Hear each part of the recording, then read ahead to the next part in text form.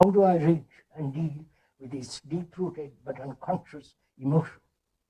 My behavior indicates that I'm afraid, yet the actual perception of fear is elusive.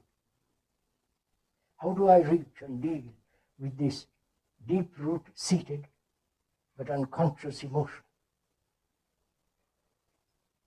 If one has observed, this problem of fear has existed from time immemorial. Right?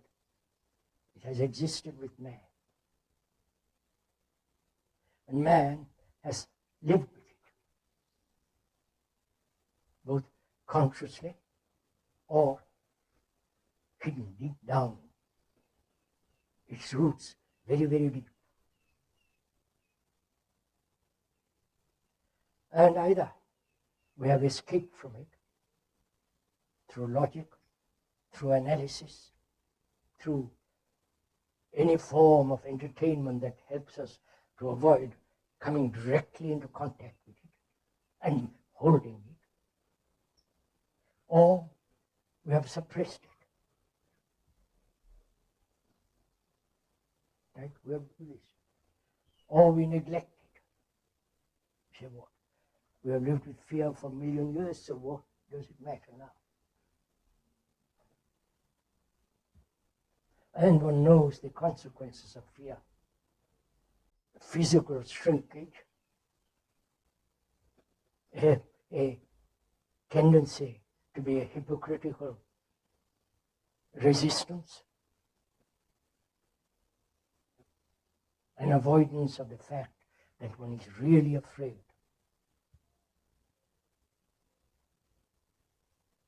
So if one really profoundly wants to be free from that reaction called fear, one has to go to the very root of it. There is biological fears. Body, the organism, which must protect itself. And the fear of disease, old age, death, and the fears of past memories. So fear is again a common ground upon which all human beings stand. Either we deal with it superficially or inquire into it very, very deeply. What is the root of fear? I know one knows various forms of fear. Death, old age, fear of tomorrow, fear of uncertainty, fear of insecurity, fear of not being loved, or loved and not being receiving that love, fear of loneliness, fear of loss, fear of not having anybody to depend on, and so on. There are various forms of fear. The fear of the dark, the fear of light. Do we deal with the outward forms of fear? That is, I'm afraid of my wife, or I'm afraid of a bully. A bully, bullying all the time, you lie, you do all kinds of things. And there is the fear of that constant pressure of an aggressive, slightly demented person. So, do we want to deal with fear superficially, which is intellectually, verbally, or do we want to go into it very, very, very deeply? Please, this is a serious question which you must answer for yourself. If you want to deal with it superficially, that is endless. It's like a tree. The moment you cut down one branch or one twig of it, there is another one rising. It's perpetual flowering of fear. Or you go into it, observing its very nature, structure, how it comes into being. When we want to deal with it deeply, go to the very root of it. What is the root of fear? Please, I'm not telling you, the speaker is not pointing out, we are together investigating into a tremendous, complicated problem which has crippled humanity. And out of fear we've done all kinds of things, invented all the gods on earth. If there is absolutely no psychological fear, then you're beyond all gods.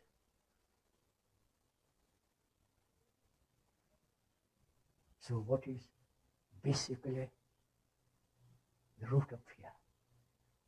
Is it time and thought? Please, we are investigating. I'm not telling you. I'm questioning. Is it time, the future, or the past? And is it also thought, thinking about the future, thinking about the past, thinking what might happen, or what has happened? The future is time. The past is time. The past, modifying itself in the present, moves towards tomorrow, the future. The remembrance of an incident which has caused fear, and the future of that incident awakening the new fear. You following all this? Am I talking to myself, or we are meeting each other? So there is horizontal fear and vertical fear. So we're asking, is it time?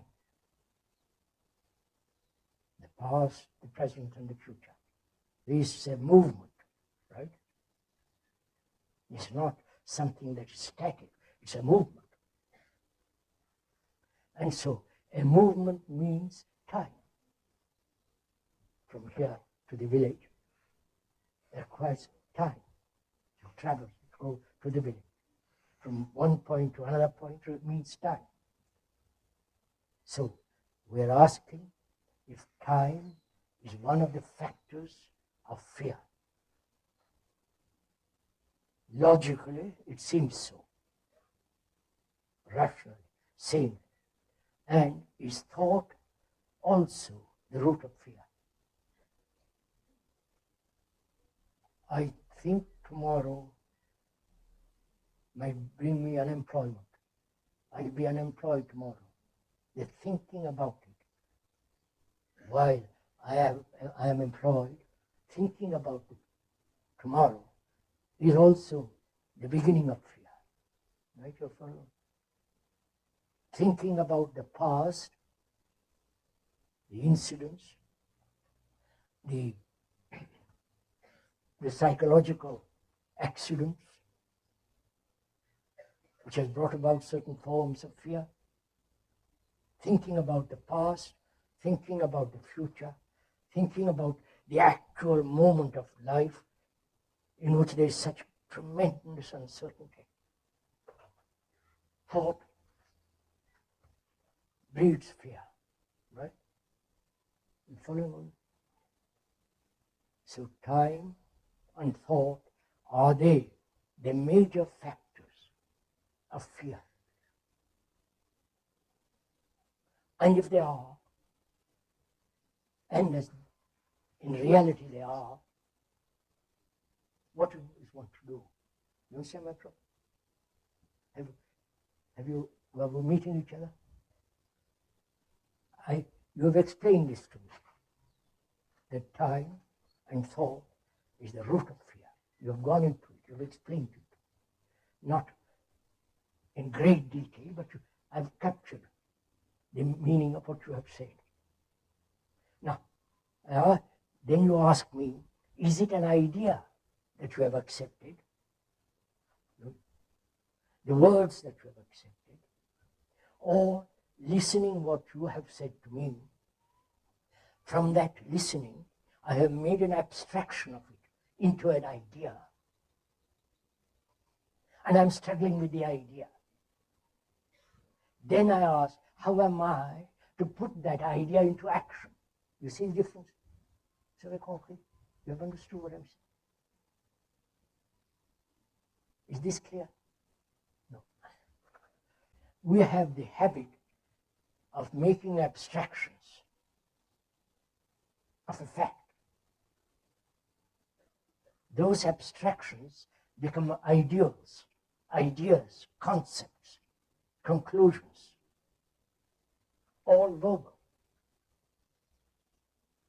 And then I ask myself, how am I to carry out these ideals, these concepts, that time and thought are the root of fear? You understood? I have made an abstraction of what you have told me. Time and thought are the root of fear. And I'm pursuing the idea. How am I to carry out in life? The speaker says, please don't do that. Don't make an abstraction of what you have heard. That time and thought are the root of fear. Don't translate into an idea, but find out the truth of it, the actuality of it. That is, I see that I really am afraid of the past, which is so. Also, I'm afraid of the present, because the things are so incredibly destructive around me. The atom bomb, the nuclear bomb, the mugging, the man terrorists, and the politicians with their game. That's the present, so also the future. So, I realize, I see the fact, not the idea, that time and thought are the root of fear. And this is the root of fear. Now what shall I do? I realize, I see the fact. I see the truth of what you have told me.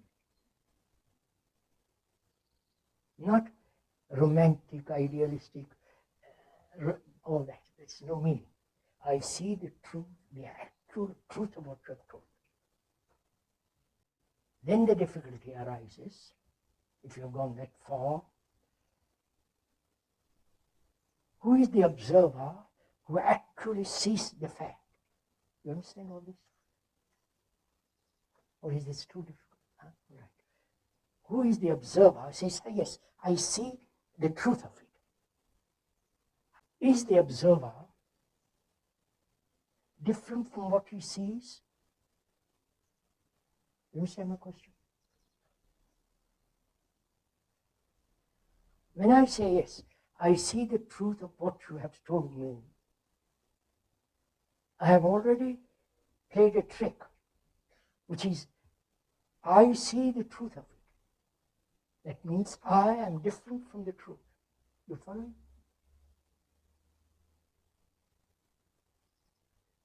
Right? Is this clear? Wait a minute, let me put it much more simply. When I'm angry, is that anger different from me? Or at the moment of anger, there is no difference. There is this tremendous reaction. A few seconds later, I say, I have been angry. Therefore, I have divided myself as the me who is being angry. Right? You see?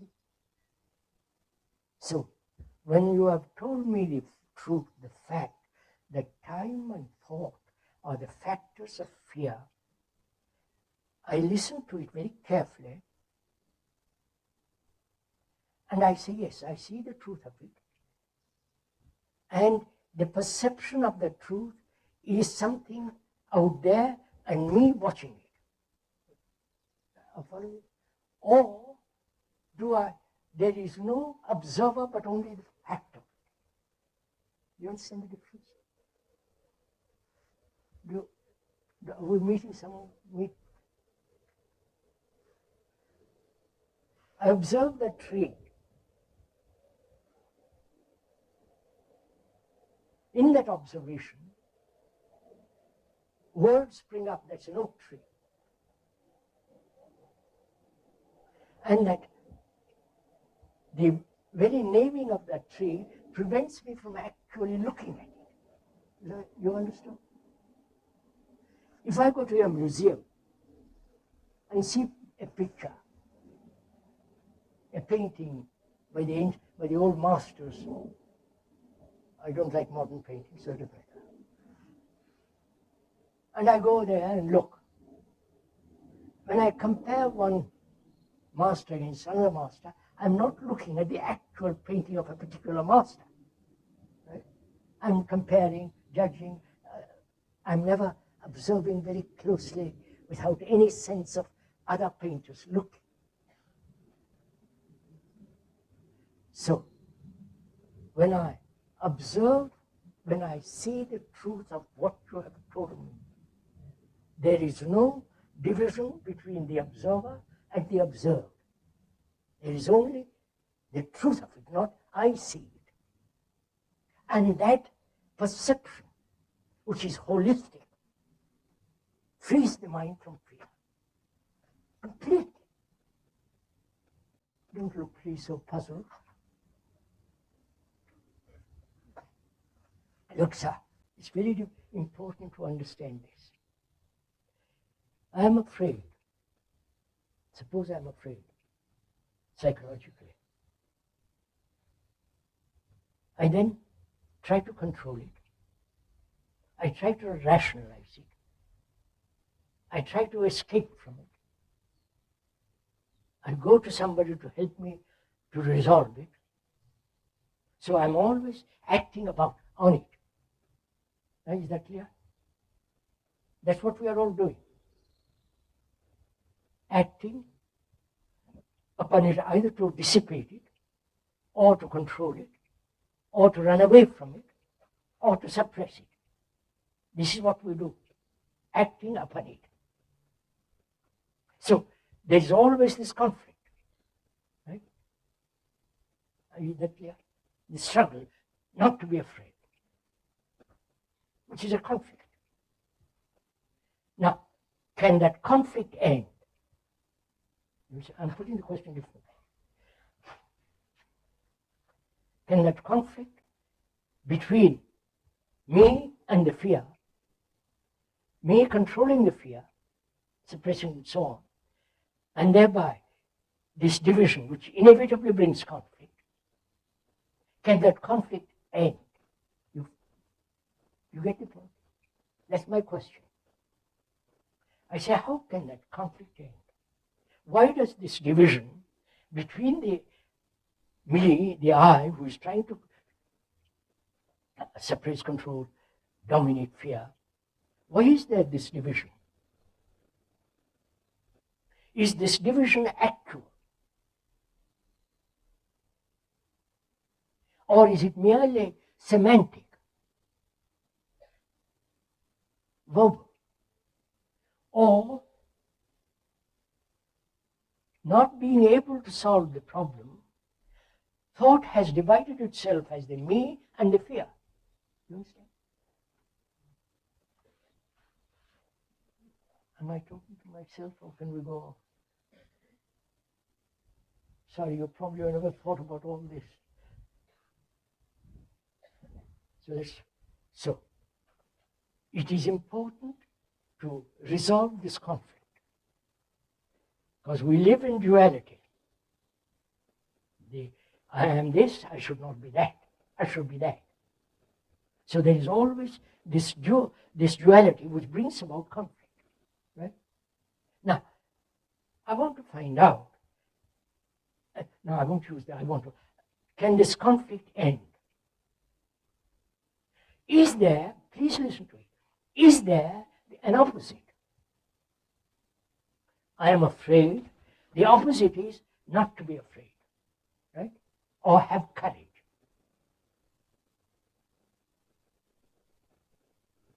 Is there an opposite to fear?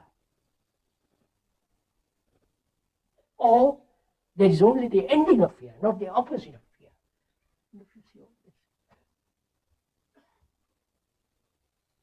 So, is there an ending of fear? The ending being no conflict, right? If I end it through conflict, that means I'll go on, it will be perpetual. You get this? So can this end? To end something, there must be no me who's trying to end it. Right? If I try to end it, I'm in conflict with it. Right? But is there an observation of this reaction called fear without the past interfering with that observation? The past being the remembrances, the many fears I've had. So the past can abstain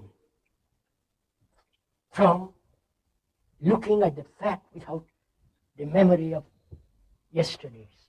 You haven't understood?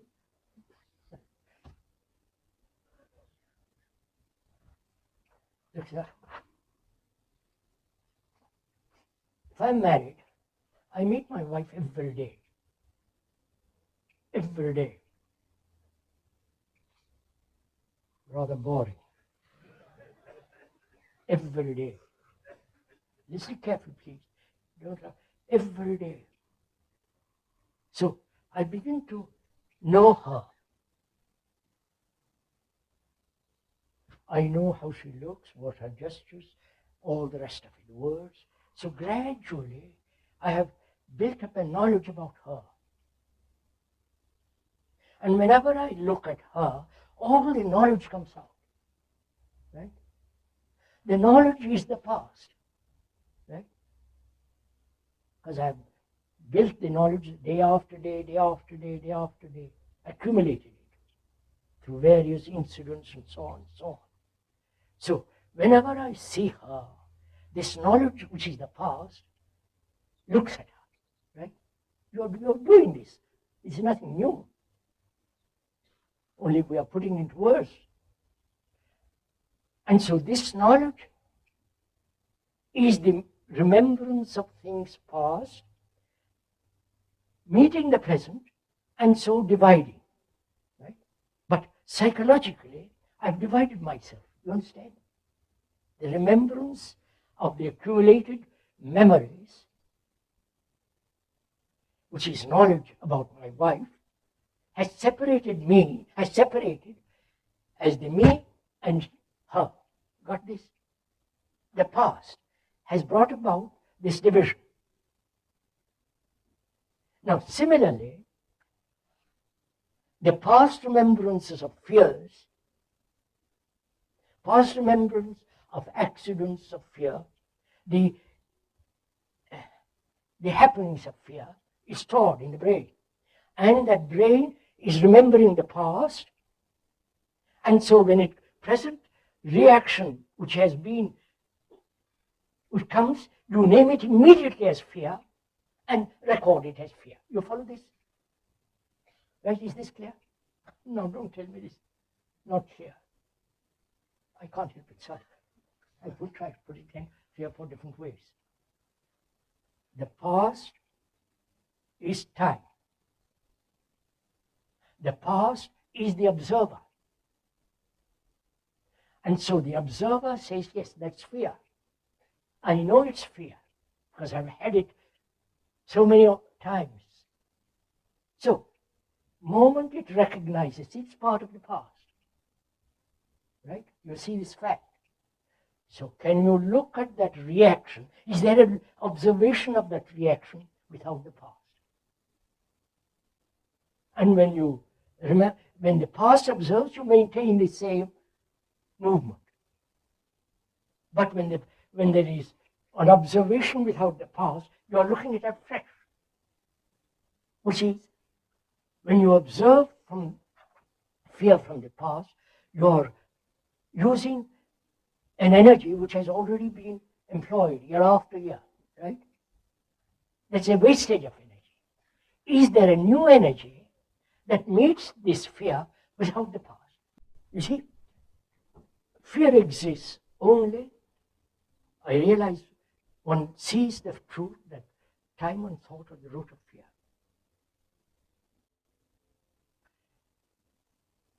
Fear exists when there is inattention, when there is no attention. Right? If I give complete attention to fear, it doesn't exist. But my brain has been conditioned not to give attention to this reaction. Whereas, what do you call it? Fear, if you give total attention to it, which is not to analyze it, not to rationalize it, not to escape from it, not to observe it from the past. Attention means that giving your whole energy to look. As a mind that has fear is a destructive, aggressive, neurotic mind. Whereas a mind that is utterly free of fear psychologically is an extraordinary mind.